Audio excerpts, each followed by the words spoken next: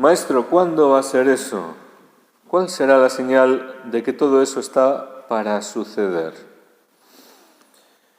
Y el Señor responde, el Señor da una respuesta. Luego, cuando le preguntan por las cosas futuras, el Señor no dice, no tenéis que saber estas cosas, no os interesa, no, al contrario, abunda en explicaciones, en detalles, en informaciones, pero no dice exactamente cuándo va a ser, sino que nos da la explicación de las señales, de los hechos que tienen que ocurrir. Y primero unos y después otros, pero nos lo explica con abundancia de información, abundancia de revelación.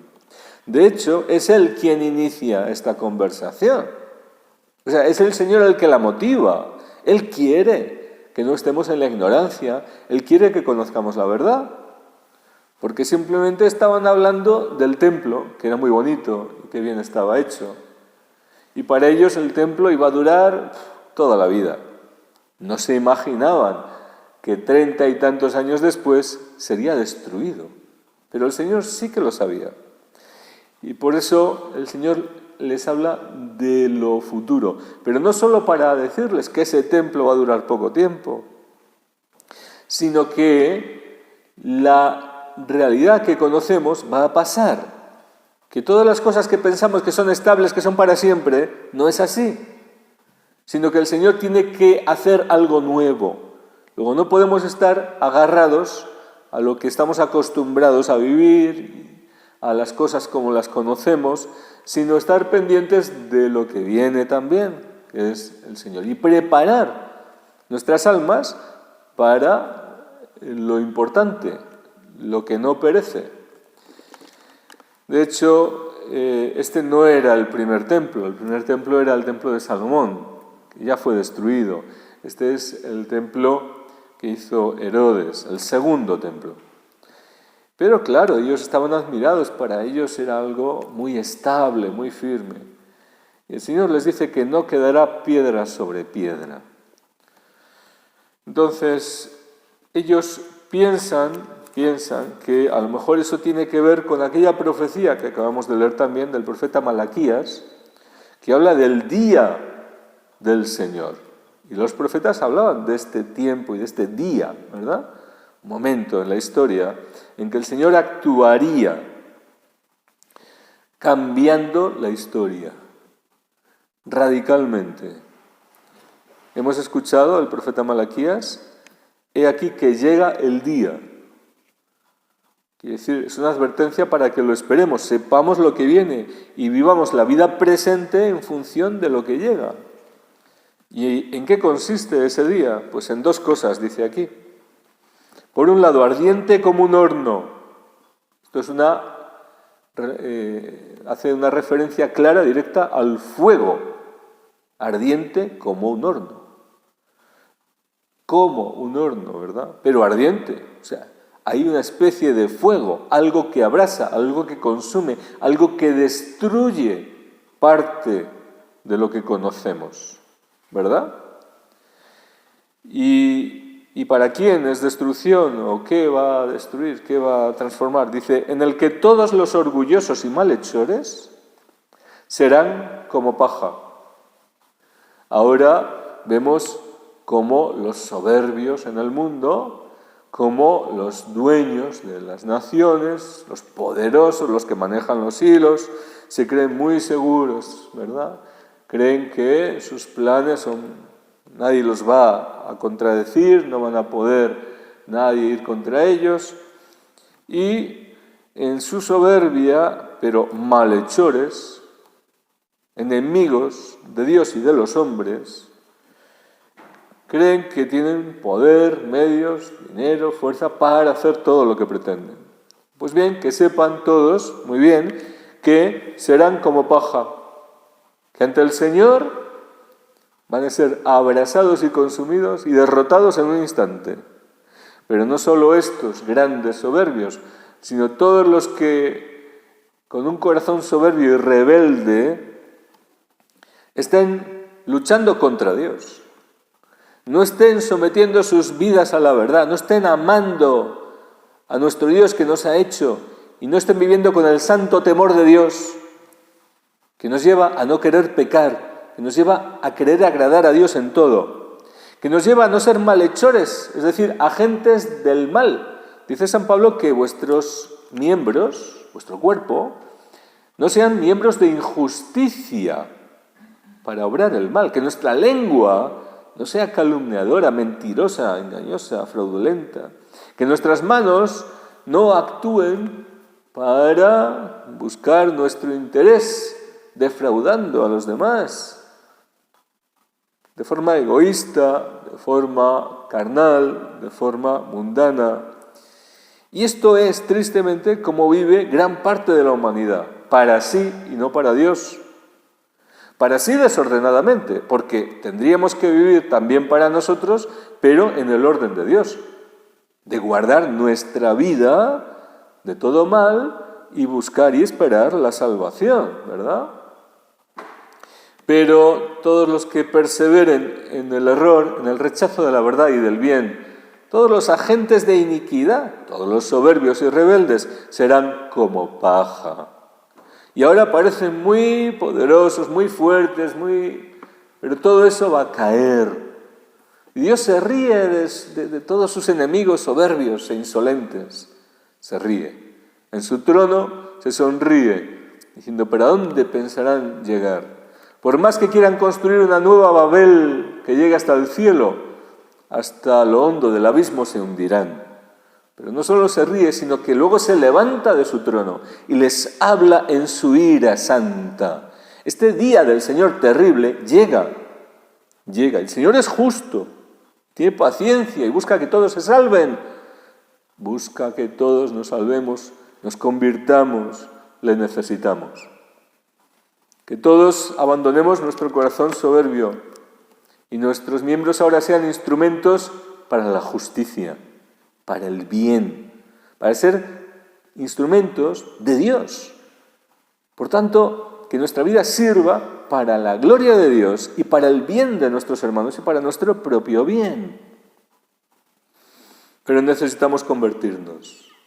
Necesitamos acoger a Cristo, nuestro Salvador, la luz de las naciones. Pues bien, ese día no solo será como fuego ardiente, como un horno, en que todos esos agentes de iniquidad serán como paja, y la paja en un horno desaparece. Es decir, no puede ofrecer resistencia, se consume en un instante, serán destruidos, serán lanzados al abismo, ¿verdad?, donde el fuego no se extingue. Los consumirá el día que está llegando, dice el Señor del universo, y no les dejará ni copa ni raíz. O sea, no podrán levantarse, nada en qué reerguirse, en qué apoyarse. Serán eliminados de raíz, lanzados al abismo. Pero ese día tiene otro significado también. Al mismo tiempo, el mismo día, pero a vosotros, los que teméis mi nombre, el santo temor de Dios, que nos lleva a obrar con justicia, a buscar vivir en la voluntad de Dios, a no querer desobedecer a Dios, obedecerlo antes que a los hombres, cueste lo que cueste, y sin miedo. ¿Qué hemos de temer de parte de los hombres? Al contrario, lo que tenemos que temer es desobedecer a Dios. Pues a vosotros os iluminará un sol de justicia. No será un sol abrasador, sino un sol de justicia, con la salud en sus rayos. Cristo aparecerá glorioso. Él es el sol de justicia, el que se levantó sobre la cruz, entre el cielo y la tierra, para iluminar y atraer a todos hacia Él. Volverá glorioso sobre las nubes del cielo, pero vendrá como juez.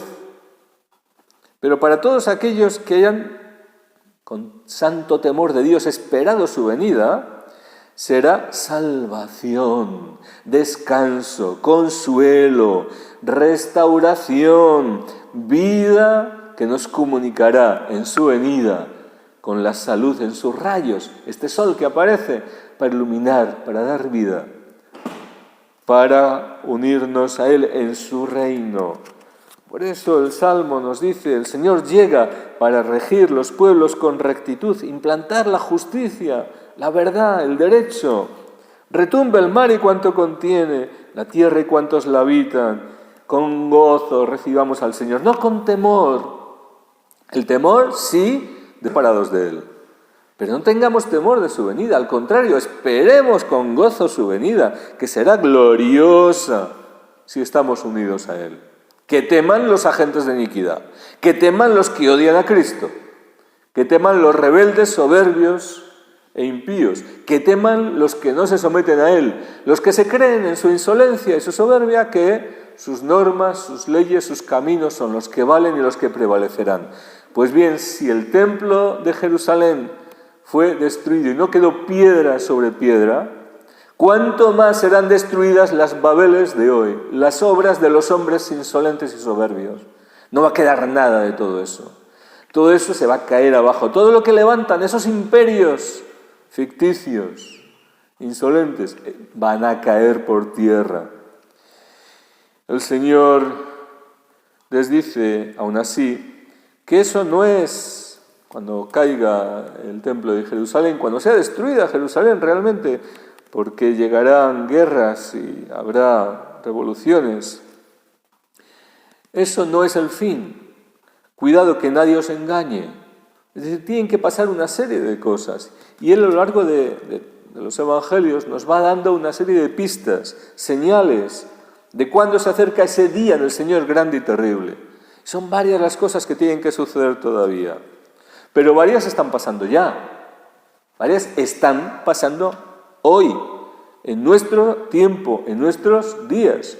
Y otras tienen que llegar todavía, ¿verdad? Hay una señal que para muchos pues dicen con desconfianza, con desdén, con desprecio hacia las palabras de Cristo, pues eso ha pasado siempre. Cuando el Señor dice que cuando oigáis noticias de guerras y de revoluciones, no tengáis pánico. El Señor quiere que mantengamos la calma, veamos lo que veamos, oigamos lo que oigamos, que estemos seguros en Él. ¿Por qué? Porque quiere que su Espíritu nos guíe. Él nos recordará todas las cosas. Y cuando vayan sucediendo estas señales, las interpretemos correctamente. Pero los que no quieren saber la verdad, dicen, pues siempre ha habido guerras, siempre ha habido rumores de guerras y revoluciones. Y no entienden que esto está dicho para un momento específico. Y que el Espíritu Santo, igual que advirtió a los cristianos en el año 70, cuando las tropas de Vespasiano rodearon Jerusalén, que era el momento de salir, porque venía la destrucción de Jerusalén, y los cristianos no perecieron en ese conflicto, sino que salvaron sus vidas porque estaban prevenidos por las palabras de Cristo y porque el Espíritu Santo les recordó en ese momento las palabras del Señor. Igual nosotros lo que tenemos que hacer es acoger con docilidad la palabra del Señor, no ser soberbios, insolentes y resistir al Espíritu, sino al contrario, que el Espíritu Santo nos ilumine su palabra para entender en nuestros tiempos y que nos haga recordar todo lo que el Señor nos fue diciendo para que ilumine nuestro camino y sepamos lo que tenemos que hacer cada día. Pues bien, algunos dicen siempre ha habido guerras y rumores de guerras. Sí, pero hay algunas que tienen que ver con estas señales del fin, que preceden a todo eso.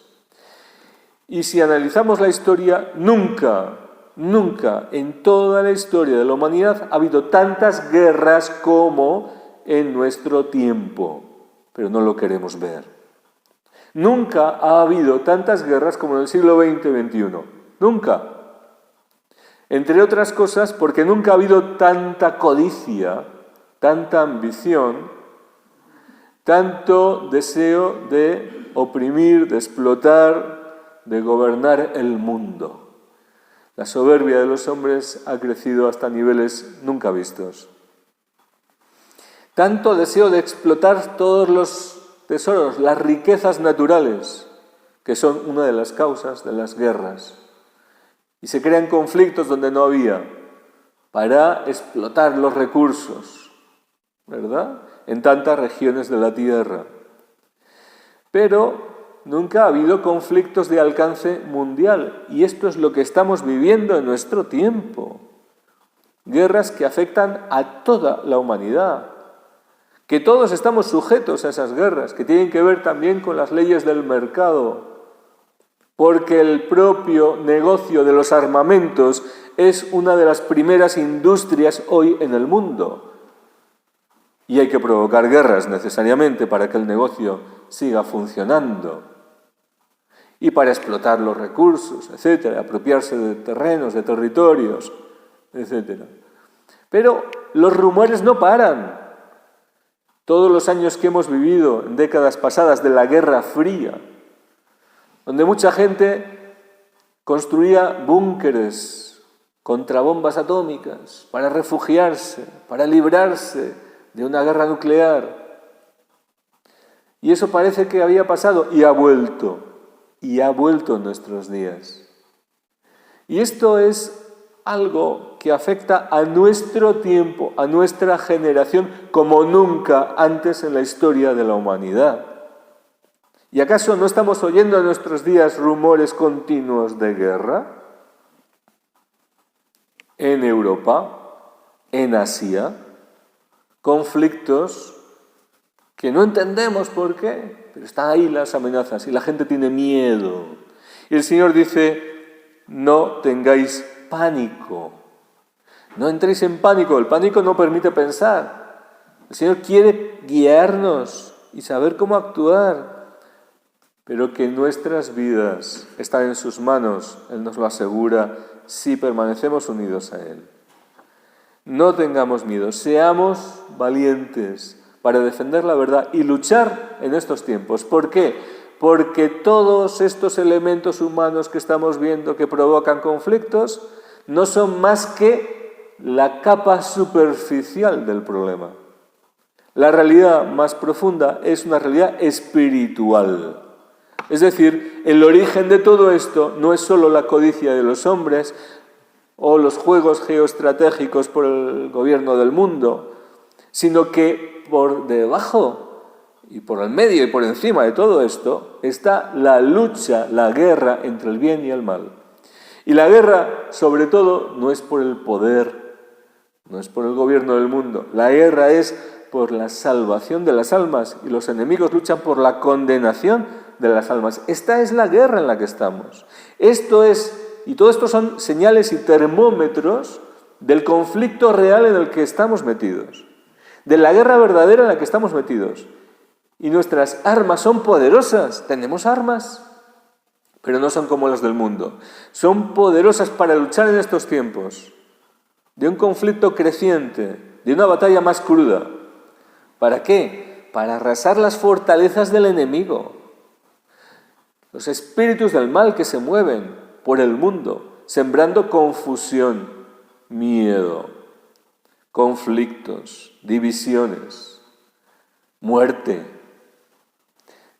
llevando a los hombres a engaños, separándolos de la verdad. Y nosotros tenemos que luchar con las armas de Dios para rescatar a los cautivos, para hacer frente a esos ejércitos del enemigo, invocando los batallones de Dios, a los ángeles santos que luchen contra nuestros enemigos, nos defiendan y libren a los hombres, a la humanidad en estos tiempos, de los peligros que les acechan por la salvación de sus vidas, es decir, por la salvación eterna, que esto es lo que está en juego.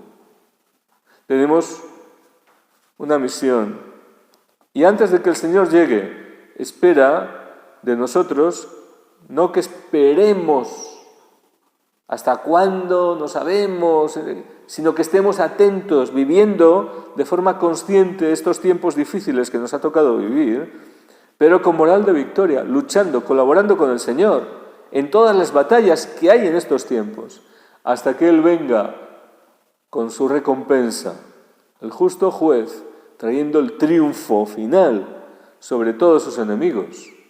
Ahora lo que está en juego es la salvación de millones y millones de almas. Y el Señor cuenta con nosotros pero también para que nosotros estemos unidos a Él y no seamos confundidos, desviados y separados de Cristo. Pues bien, levantemos nuestra cabeza, se acerca nuestra liberación. Vivamos con esperanza, con gozo, porque el Señor llega para reinar, para regir la tierra. Pero no nos desanimemos cuando veamos dificultades, sino que entendamos que todo esto son señales de que el Señor está cerca, de que el día del Señor está cerca y que en medio de estas dificultades también el Señor nos da armas para luchar, para colaborar en sus planes de vida y de salvación en estos tiempos. Ni un cabello de vuestra cabeza perecerá. Con vuestra perseverancia salvaréis vuestras almas. Que se nos grabe muy bien esta palabra del Señor. Lo dijo él mismo, meteos bien en la cabeza, que no tenéis que preparar vuestra defensa. Yo os daré palabras, yo os defenderé, yo estaré con vosotros todos los días hasta el fin. La pregunta es, si nosotros estamos con Él, si nosotros queremos luchar a su lado, si vamos a caminar y a vivir por la fe, y cuando regrese el Hijo del Hombre encontrará esta fe viva en la tierra, o nuestro miedo de perder nuestra vida, nuestro miedo de perder la comodidad, de vivir dificultades, nos llevará a ceder, a sucumbir, a no perseverar unidos a Cristo. Pues no tengamos miedo. El Señor está con nosotros, pero luchemos, hagamos nuestra parte. El Señor nos dará su victoria. Así sea.